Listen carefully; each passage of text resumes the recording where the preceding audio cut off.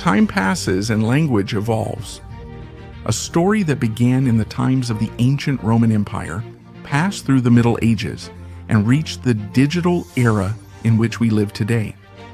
If there is something that characterizes Spanish, it is its high flexibility and adaptability to the changes of the modern world. But what about those words that are left behind and fall into disuse and eventual extinction?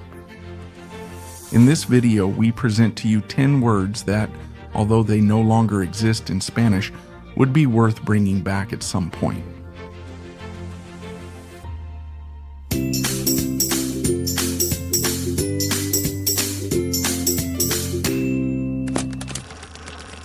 Number 1, Bienqueriente. Even though the meaning of this word can be guessed, its exact definition was someone who wishes well, appreciates and esteems. In other words, someone who only wants good things for others. But it was disuse that led to its own extinction, making it a rather strange word for us today. Its last appearance in a dictionary of the Royal Spanish Academy was recorded on, but maybe it's a shame, since back then it was easy to describe a person with those characteristics using just one word. In even older editions of the dictionary, such as the one from 1803, the variant Bienqueriente is also recorded with the same meaning. Number 2, Cascuno. Cascuno was a word that combined the meaning of both two and each one. It also existed in its feminine form, Cascuna, and in its shortened form, Cascun.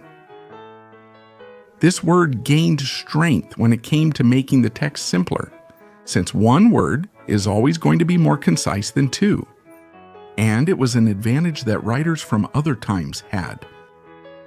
The word Cascuno appeared for the first time in the Real Academia Española Dictionary edition of 1780 and lasted until the 1992 edition. In later editions, it was removed from the dictionary. This word still exists in other Romance languages, such as the Italian ciascuno, with the same meaning, ciascuno. Each of you will have your share. Each one of you will have your share. Number 3, Cocotriz. In Spanish, the suffix triz indicates the feminine noun associated with its root, as in the cases of emperador, emperatriz, actor, actress, etc. Perhaps that's why Cocotriz was the feminine form of cocodrilo, which was great, since it wasn't necessary, as it is now, to specify the gender of this animal, because now you have to say female crocodile and not cocodrila, because the latter doesn't exist in Spanish. But apparently this word wasn't well received, and in 1992 the Royal Spanish Academy was forced to remove it from the dictionaries due to lack of use. What a shame. Number 4, Cuñadez. Although you've probably never heard it before, I bet you already have a rough idea of what it means. There are records of this word in works published in the year 1729, such as in the work Tesoro de la Lengua Castellana by Juan Francisco Ayala, or in the Diccionario de Autoridades of the Royal Spanish Academy from that same year, where it was already noted that it was an old term and was defined as the relationship between two people as brother-in-law or sister-in-law. Cuñadez was then a direct and precise word that celebrated the fact that two people were brothers-in-law or sisters-in-law, but time took care of its own disappearance. Number 5, Ergullir. This word saw its last appearance in a dictionary in the 1992 edition of the Dictionary of the Spanish Language. And back then it was defined as an intransitive verb used to mean to take pride or to become conceited, although nowadays you can use the reflexive verb envenenishers or permanishers. Ergullir already gave an idea directly related to the word pride in some way. But this wasn't enough for it to become established in common usage, leading to its extinction, or maybe it disappeared, because of its strong resemblance to the word Ergullir, which is used as a synonym for swallow, and which could create confusion among speakers. Before we continue, don't forget to subscribe to this channel and turn on the notification bell so you know when there's a new video. Number 6, gaudio. This word came from the Latin gaudium, and in the 1803 edition of the Real Academia Española Dictionary, it was defined as a synonym for joy. This word still survives in other Romance languages such as Italian gaudio, which means joy, or in French with the verb gaudir, which means to enjoy.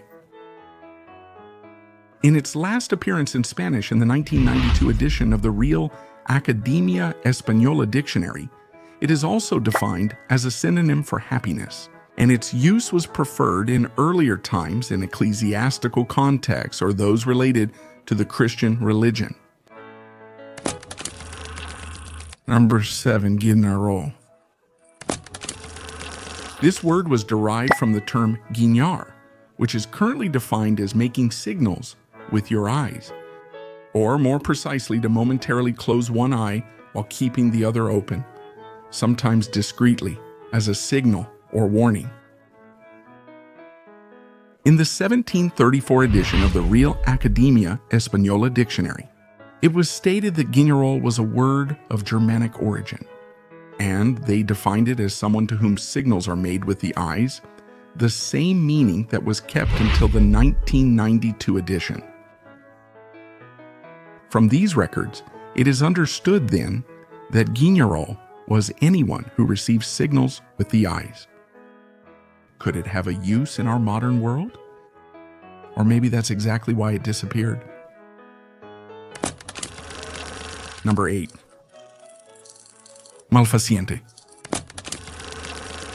This word came from the Latin malefacere, which means to do wrong, so malfaciente could be defined as someone who did wrong or did things badly.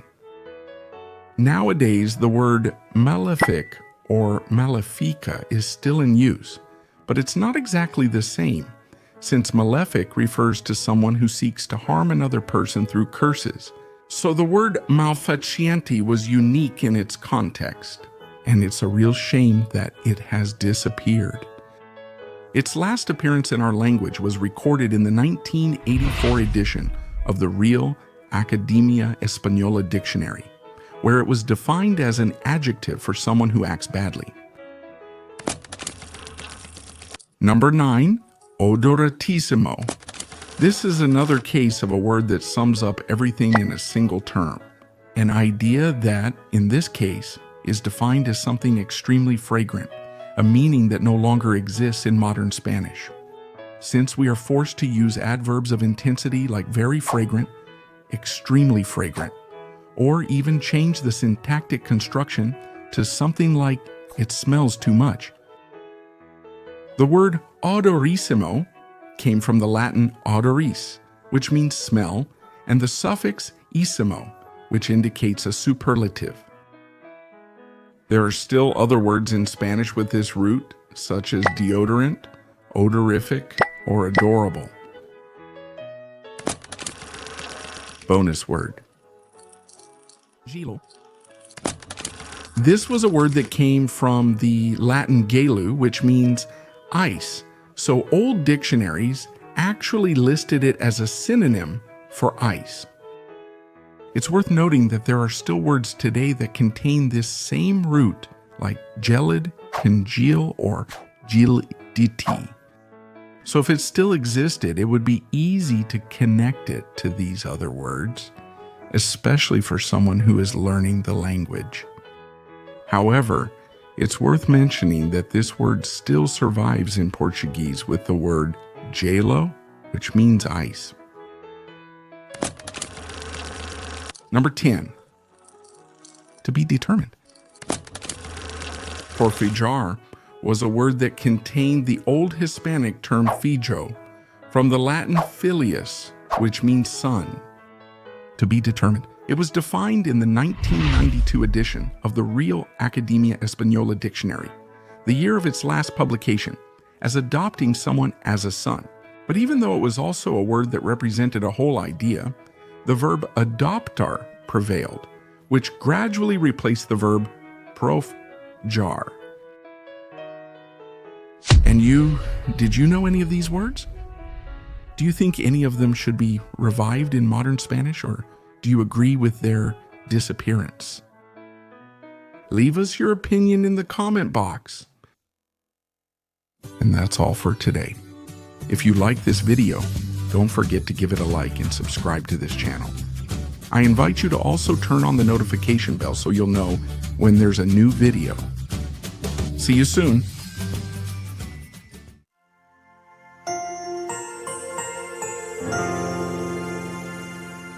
Thank you.